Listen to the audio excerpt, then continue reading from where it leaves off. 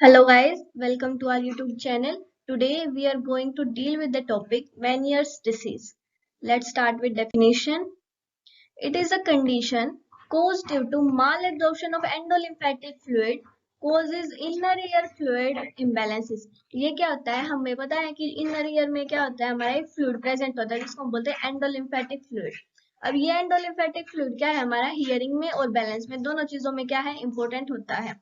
अब अगर इसमें क्या है, इसका माल एब्जॉर्प्शन होगा, मतलब कि ये ज्यादा प्रेजेंट हो जाएगा हमारे ईयर में ज्यादा प्रेजेंट हो जाएगा तो बैलेंस अच्छे से नहीं होगा, हियरिंग लॉस हो जाएगा, हमारा वर्टिगो वगैरह हो सकते हैं.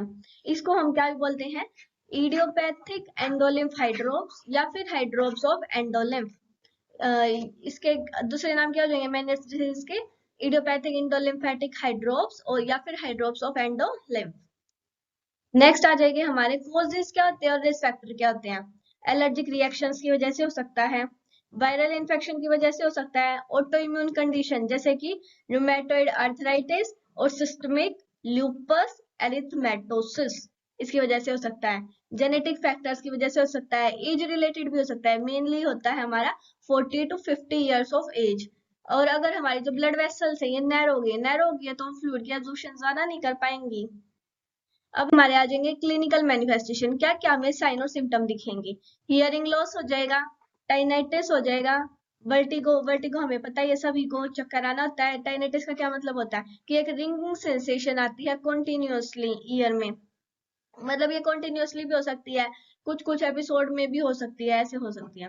नोज और वोमिटिंग आएंगे, प्रेशर फील होगा ईयर में और फीलिंग ऑफ फुलनेस. जब हमारे कान में कोई फ्लूइड फिल ही रहेगा बहुत ज्यादा तो वो प्रेशर भी एक्सर्ट करे तो हमें प्रेशर फील होगा ईयर में बहुत ज्यादा. अगर फ्लूइड प्रेजेंट हो तो हमें लगेगा कि कान में कुछ भरा भरा हुआ है, तो ये आ जाएगी फीलिंग ऑफ फुलनेस.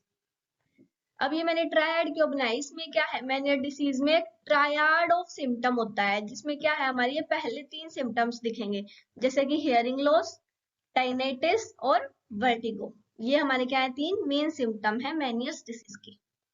अब हमारे आ जाएंगे डायग्नोस्टिक इवेल्युएशन. हम डायग्नोसिस कैसे करेंगे कि हाँ ये मेनियस डिसीज है. पहले तो हिस्ट्री और फिजिकल एग्जामिनेशन करेंगे, ऑडियोग्राम करेंगे कि कितना सुन रहा है कितना नहीं, हियरिंग टेस्ट करेंगे. हियरिंग टेस्ट में हमारे दो ही है मेन, वेबर टेस्ट और रीनेज टेस्ट, जिसमें हम ट्यूनिंग फोर्क की हेल्प से देखते हैं कि सेंसरी लॉस है या बोनी में ज्यादा सुन रहा है या एयर कंडक्शन ज्यादा है, ये सारे आ जाएंगे. ओटोस्कोपी एग्जामिनेशन करेंगे, ईयर का एग्जामिनेशन कर सकते हैं.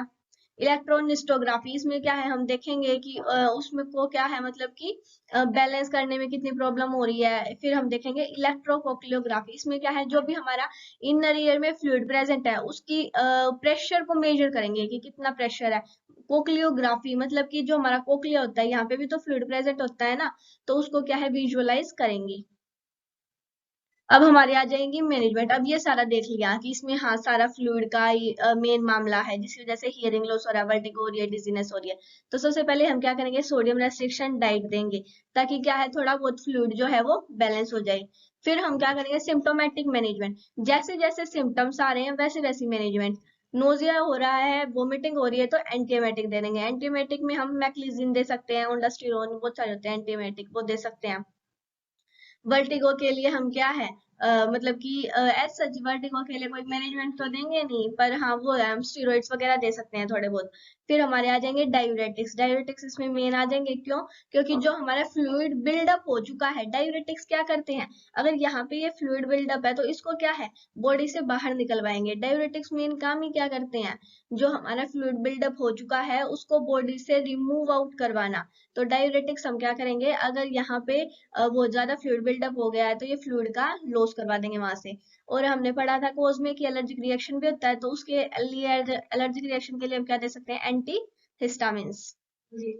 अब हमारे आ जाएंगे सर्जिकल मैनेजमेंट, क्या क्या कर सकते हैं आप. इसमें हमारे आ जाएगी endolymphatic sac decompression surgery. Decompression क्या होता है, अब यहाँ पे ये पूरा मान लो हमारा एंडोलिम्फेटिक फ्लूइड यहाँ पे प्रेजेंट है, तो इसको क्या करेंगे हम, ये बहुत ज्यादा क्या प्रेशर लगा रहा है, इस पे प्रेशर लगा रहा है, तो इस फ्लूइड को अगर हम रिमूव कर देंगे थोड़ा बहुत तो ये क्या डिकम्प्रेस हो जाएगा, मतलब अपने नॉर्मल उसमें आ जाएगा. तो एंडोलिम्फेटिक की जो भी हमारी फ्लूइड बिल्डअप है वहां पे उसको क्या है रिमूव आउट करवाना. वेस्टिबुलर नर्व का रिसेक्शन, मतलब कि जो हमारी वेस्टिबुलर नर्व होती है वो जाके फिर आगे वेस्टिबुलो कोक्लियर नर्व में जाके मिलेगी जो हमारे ब्रेन के सिग्नल्स तक लेके जाएंगे. तो इसमें क्या है, अगर किसी को बहुत ज्यादा ही वर्टिगो आ रहे हैं, बार बार ही वर्टिगो आ रहे हैं, तो उसमें हम क्या करेंगे, वेस्टिबुलर नर्व का रिसेक्शन करेंगे।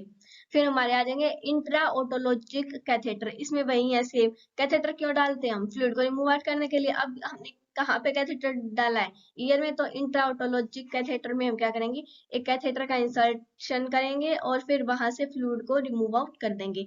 एंडोलिम्फेटिक शंट, शंट का भी यही काम होता है कि हम क्या करेंगे, ये फ्लूइड यहाँ पे बिल्डअप है, यहाँ पे शंट लगा दिया, तो ये फ्लूइड यहाँ से जाके किसी और में किसी और ऑर्गन में जा सकता है, या फिर हम सीधा बाहर की तरफ उसको ड्रेन आउट कर सकते हैं।